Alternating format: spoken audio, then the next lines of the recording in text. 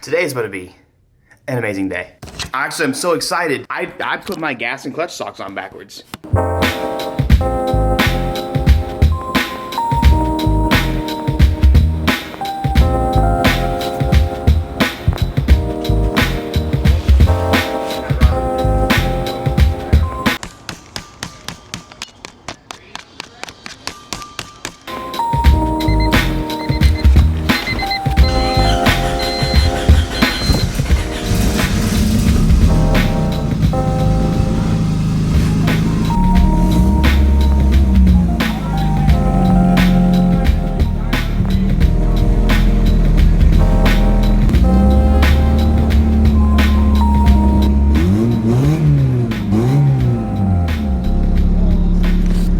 We gonna do that quarantine and chill today.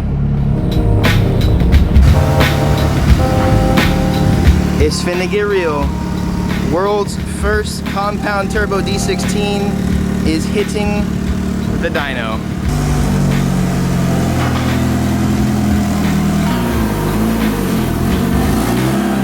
Choo choo, baby.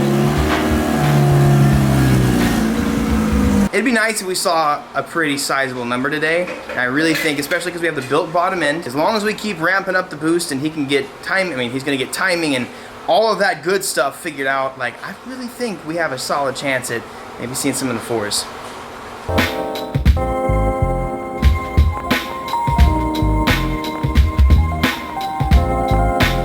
I still cannot believe how cool this setup is, man. We're finally here. We got 2 wastegates, actually 3 total wastegates, 2 turbos, 1 built, semi-half built D16, and a lot of eBay parts ready for send. All right, so what's the plan, Stan? All right, well, we have like a very conservative bass tune right now. Yeah. So we're gonna go ahead and get it dialed in on the lowest boost level that we can. We have our light springs in there right now. Mm-hmm. I like to tune on the lowest boost level you can, get it perfect, and then we'll escalate from there. Cool. But yeah, I mean, I think we're on what, 13. I was gonna say, I think 16 maybe pounds. 16 or so. So yeah. I might turn the controller back down to hit that, 13, and we'll do it. Because you're gonna mess with like timing and all that. Everything, yeah. So we don't want to just optimize timing at our final boost level. We want to optimize it at every boost level going through there. So here I'll check, what is our air fuel ratio at 12 pounds. And although we sweep through that, we might sweep through that area too quickly when we're on higher boost. Yeah. So this helps me get it perfect. Cool. If you need to, I got a radio in there that actually works. So if you get bored, you just pop that sucker on and you're good. All right.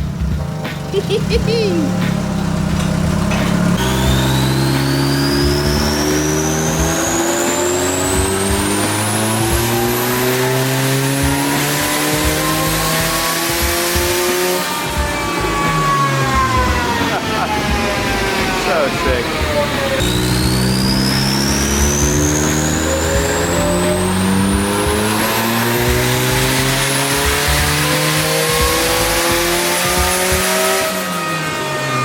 Oh, lots of flames!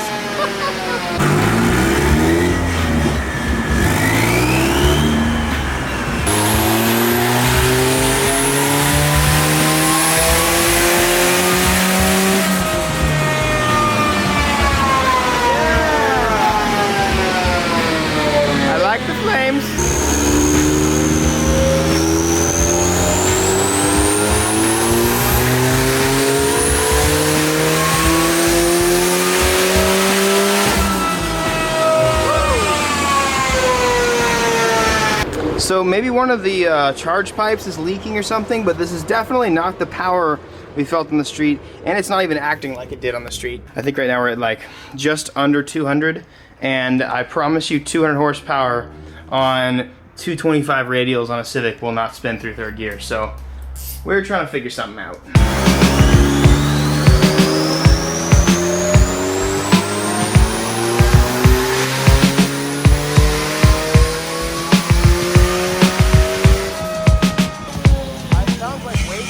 One wastegate opens, and then you can hear another one after it. Way later. So it's like when the second gate opens, we're getting dumped on. Yeah. I don't know, that's weird.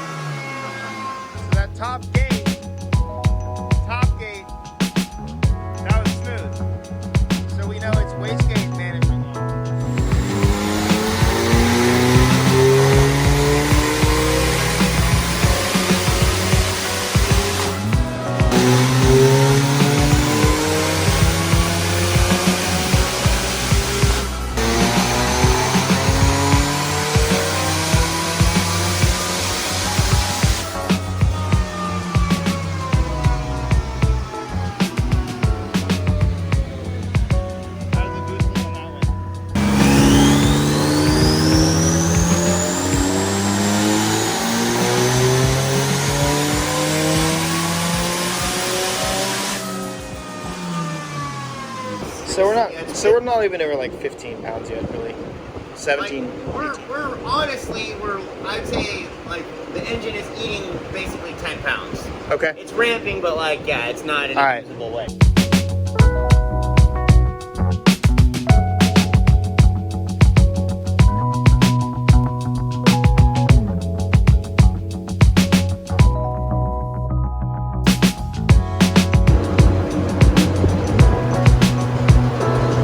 Couple turns to that.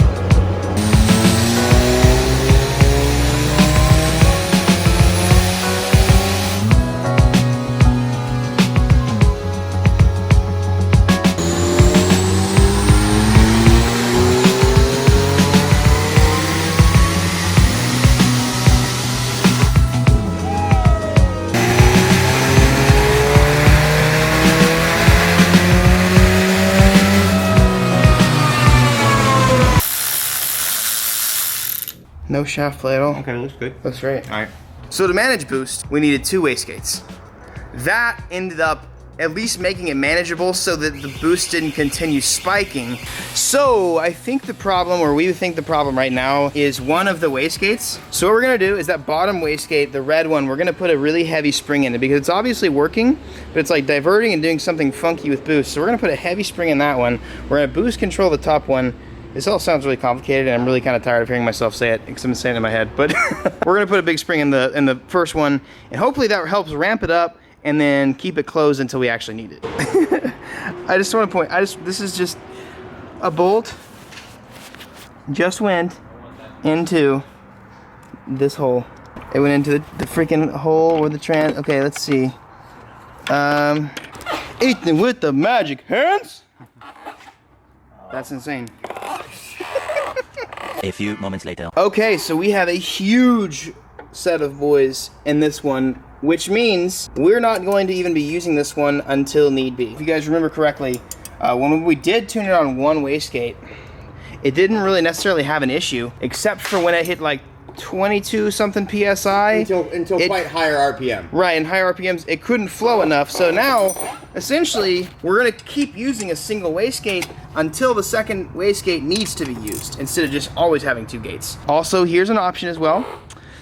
I think this is gonna work, but if we don't get the power number that we really like and really want, pretty sure it'd be really easy to put the T3 on a T3 manifold and then put a T25 on the up pipe and just switch the turbos around, because technically that's how diesel guys do it.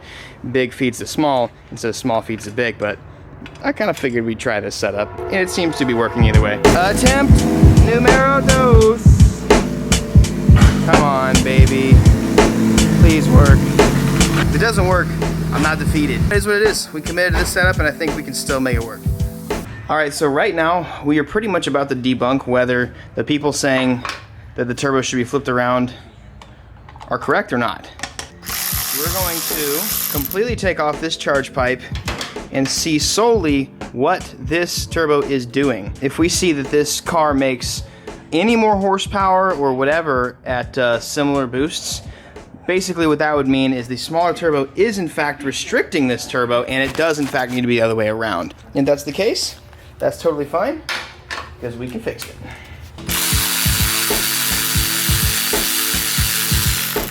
We're about to do debunk or debunk. All right, it's spinning. At idle, it's like, it's whirling. It is spinning.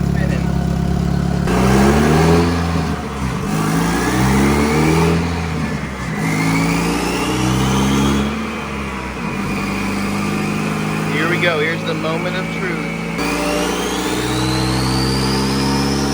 Okay, it's not one to spin. It's not one to spin. But, or,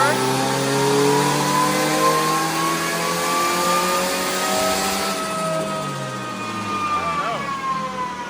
That was weird. Too slow. And we made 142 horsepower. Only made 5 pounds, ever. 5 PSI. Never went past 5 pounds like that.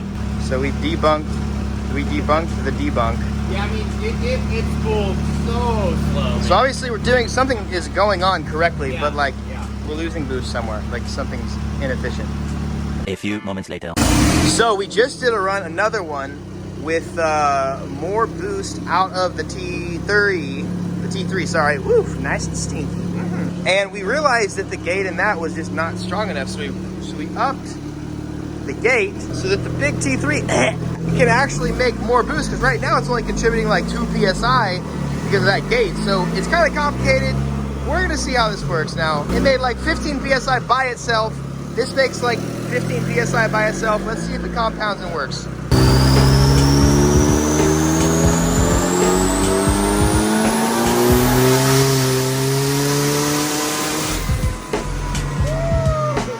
All right, here we go. Here's our number, dude. No, dude, we just made 825. That's it, bro. Yeah, so you can actually even see. So this is obviously, that's not 800 some horsepower. So until about right here, this was all correct. You can see that we're just making so much more horsepower just by upping that. So this is a weird setup, man, but it's definitely working. Disregard that. It'd be nice if we saw 325 horsepower at 35 RPM, but that ain't gonna happen for a while.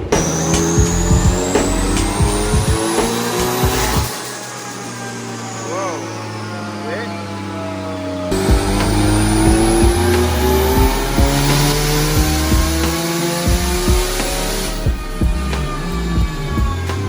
Okay, so here's where we're at. That Chick-fil-A smells good. Here's where we're at after day 1 of tuning. Right now, Ethan has been kind of tuning the car on just the T3 and bypassing the T25. It's had no wastegate attached, like it's been completely open, completely shut off. This is interesting. Honestly, it didn't go the way that either of us thought, because last video went so well. We had so much fun, and the car acted well on the streets. I will say at the very end of last video, I edited this part out. We did do a pull where something changed, I think, in the tune, and I was like, doesn't feel right. And Ethan even said the same thing. I don't know, so we'll have to experiment some more, but that was day 1 of tuning. Next tuning video I make will be like when we can finally figure out how to make power, but crazy. This is kind of what I mean by today is never a failure if you believe tomorrow holds success. A lot of, I could look at it today and be like, oh damn, dude, like I'm wrong. As long as you look at the possibility for tomorrow to hold a brighter day, to hold a brighter future, then today wasn't a failure. We learned today. We accomplished things today. This is something that literally is never documented, never done. So it's kind of fun. It's interesting. Certainly ready for it to be like done, but we'll figure it out. I was thinking earlier too, like these are the days where building a car you always kind of forget about. At the end result, you'll have a car that's drivable and it's fun, but you forget about these type of days where you spend literally all day tinkering on things. Something goes wrong, you fix it. Something else goes wrong, you fix it. And honestly, these are some of the best days, I think, of being a car enthusiast, because it kind of defines you and your character. How really passionate about cars you are. Like, you're just gonna give up, you're gonna keep going. We keep going. That's what we do around here. This is the second turbo, or the small turbo is giving you that much torque and horsepower, torque and horsepower. So the red one is with 2 turbos. The green one is with one T3. One. So this is just T3. That's crazy.